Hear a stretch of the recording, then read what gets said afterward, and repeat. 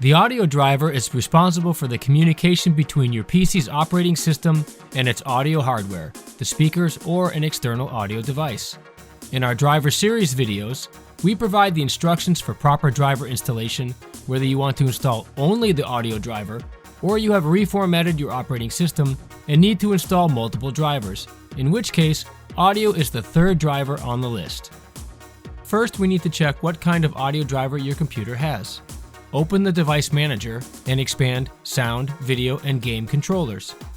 Next, go to dell.com/support, enter your service tag, or use Detect PC. On the product support page, select Drivers and Downloads.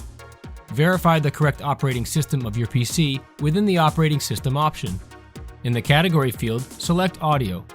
Now download and install the audio card driver with the same name you just checked in the device manager, and follow the steps. That's it. Now your audio driver is installed. If you are reformatting, move on to the next video in the series on the list.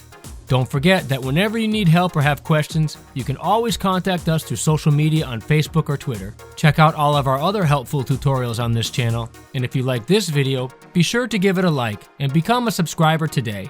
Thanks for watching.